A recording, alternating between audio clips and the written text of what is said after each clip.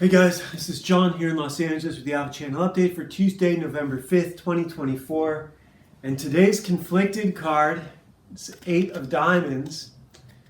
This is a pretty intense one. This is conflicted deck number 1. Your home has been invaded by a group of radical jihadists. They've tied up you and your family and they've taken what they're going to take. Not much, but enough. And as they're leaving, they notice a religious article on one of the walls, a painting or, a religious item. And they take it off and they ask you, they tell you that if you deny your faith, they'll let you live. But if you don't, that they will kill you and your family. Do you deny your faith? So that's the question for today. And today's Conan the King, number 23, continued right from where we left off yesterday, called Ordeal. And today, this is still Alan Zelenitz, and very much Jewish influence on the writing. You can absolutely see it. But the artist is MARC Silvestri. The entire comic is MARC Silvestri. Conan and the Prince Khan stuff. So here's Conan. He's alive and well again, and he has the cloak that was left at the scene for the black dragons to find belonged to this Count Arminius, and he has been set up by that wizard and the other landowner as the fall guy for Prince Khan's death. Prince Khan's not even dead; he's just missing. He's out on an adventure, but so Conan has got his soldiers, and they have this evidence, and he wants to know where this Baron Arminius is, and he wants his revenge because he believes that guy did it. Check out the art. MARC Silvestri. So good. And here we have Conan's daughter, Radegund. She's one of the princesses. Radegund. She is the princess. She's the only princess. She's his second child. And his youngest son is Taurus. And he is here. No, this isn't Taurus. This is them hanging out. And, oh, this is kind of cool. Check this out. These two stable boys. One of them gets down on his hands and knees for the princess to climb down off of her horse. That is MARC Silvestri right there. That's him. That's him doing that. This is the Marvel method, remember? They want to let the artist draw whatever he wants. So here, one of the black dragons shows up. Princess Radegund is infatuated with him. His name is Leonidas. He introduces himself and then rides off on his horse. And she's like, oh, he's so dashing. And this is doesn't really relate to the story unless something comes of it. Here is Baron Arminius at a baby shower, essentially, for one of his friends who's had a child.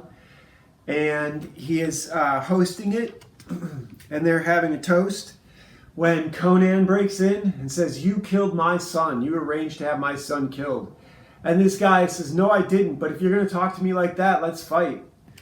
You're not going to behave like that in front of my guests.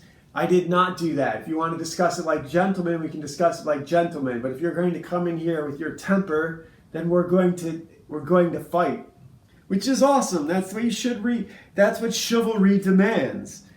And so they fight. Conan quickly defeats him and has him bound, has him arrested essentially. And he's like, you're going to tell me what you did with my son. He's like, I'm not going to tell you anything. You're a tyrant. And Conan is behaving as a tyrant in this bit. And here we get Prince Taurus, who's going out and visiting some old forest witch. What do you call a witch lady? An herbalist? He basically is exchanging palace trinkets for magical items, and Conan has had this guy arrested. Look at MARC Silvestri's artwork. I just want to hold this out because it's so good.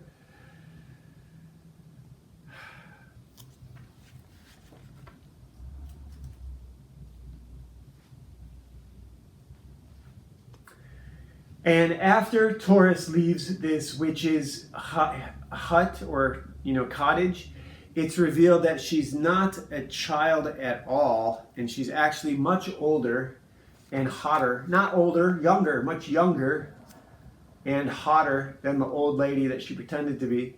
And here we have Conan putting that Baron Amelius on the rack, and he's like, I'm not going to tell you anything. Conan's like, yes, you are. And then we get an interesting bit where Conan remembers someone having done similar things to him. And he storms out when one of his counselors says, look, hey, King, Your Majesty, I really don't think it was him. It doesn't seem like the evidence it seems staged. They don't actually say that it seems like he was framed. And he refuses to say, I was framed. He just says, fuck you, fuck you, fuck you.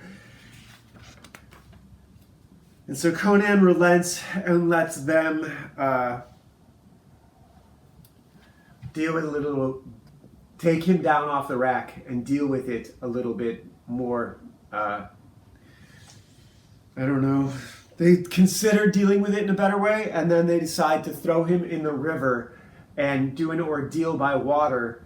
And if he's innocent, he'll be able to stay above water, which is absurd. Someone else in Conan's court suggests this.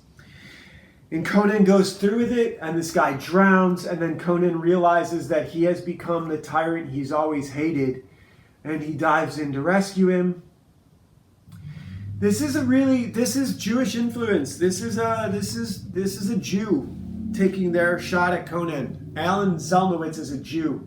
I have no doubt about it. He's not fit to be a king, and the stories he's choosing to write about a king are horrible. This is based in treachery. This is a person who has no values and no integrity. Alan Zelnowitz should never write comics about heroic characters. Zelenitz should never write comics about heroic characters. He doesn't know anything about it. Marc Silvestri knows much more. And here we get Conan rescues the guy, and Queen Zenobia has a conversation with one of the only black dragons to survive Prince Khan's death. He was there when Prince Khan was killed.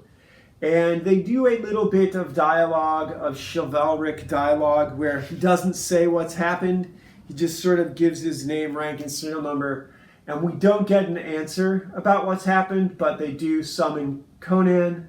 And he does not get there before Prince Taurus sends a massive phoenix out of his window that grabs him and steals him, kidnaps him. A giant firebird steals Prince Taurus from his balcony window in the castle tower.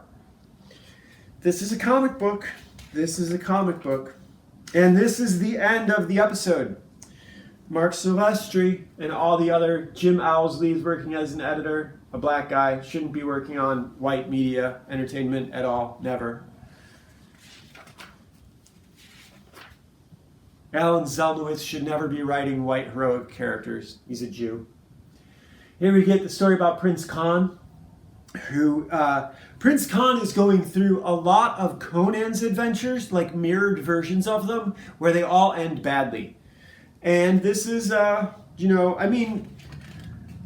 could be a narrative reason for doing this, but I'm going to blame it on anti-white propaganda, because that's what Jews are about. But look at this artwork. So this is Prince Khan in a bar, asleep, where a bully says, I want that stool, and Khan says, get fucked, and they have a fight. Remember, Marvel told me our characters no longer fight for no reason. They never get in fights for no reason anymore. Now you could say this is a reason, but the editors would have told me it was no reason. The reason I had for having my characters get in fights were reasons. They were reasons. That wasn't no reason. It was a reason.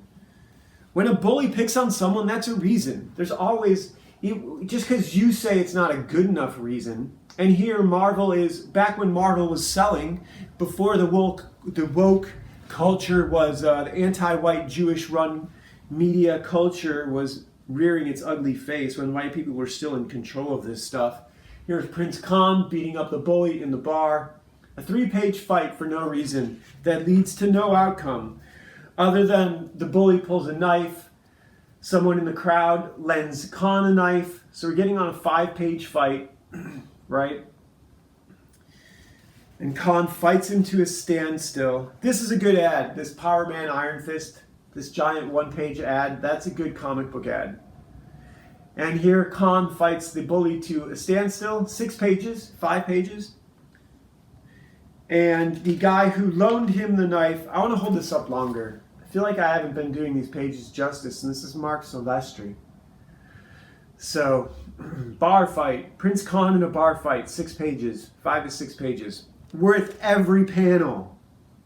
Here we get an awesome ad for the Hulk. It's a goofy drawing, but it's still, I can appreciate it. Prince Con and his new friend decide to go rob a wealthy merchant, like the Tower of the Elephant.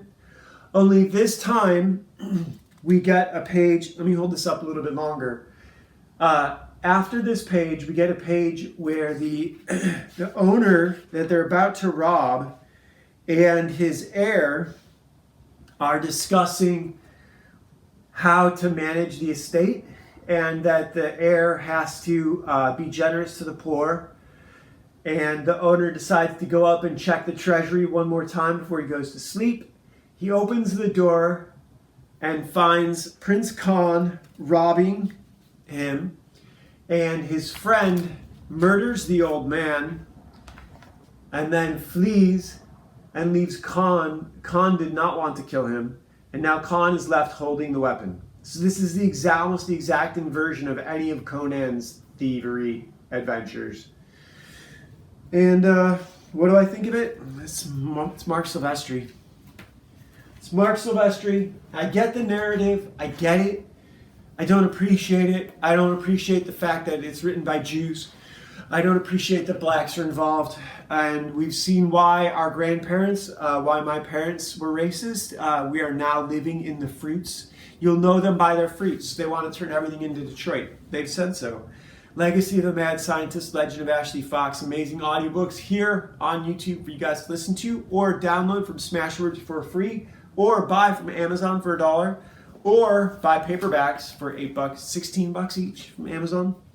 And we also have a comic book for you guys in the description, Ashley Fox, Last Valkyrie, Ashley Fox Ninja Babysitter, The Last Valkyrie, issue number 6, where Ashley fights off a group of pizza gators, child traffickers, and dies in the process. She gets stabbed in the liver, and Valeria promotes her to a Valkyrie, an angel. Ashley Fox gets promoted to a Valkyrie because she dies, she sacrifices herself to save children, save the lives of children. So, what would you do if you were asked to disrespect your God? Anyone who disrespects their God doesn't deserve to live. I hope that's a good enough answer. Especially if you do it because you think someone else is going to let you live. They won't. They shouldn't. They shouldn't. So that's what I think. In addition to all the other stuff going on, you guys know everything as well as I do. And I am pressed for time today. So unfortunately, we've got to leave it here. I'll talk to you guys tomorrow. Have a good one.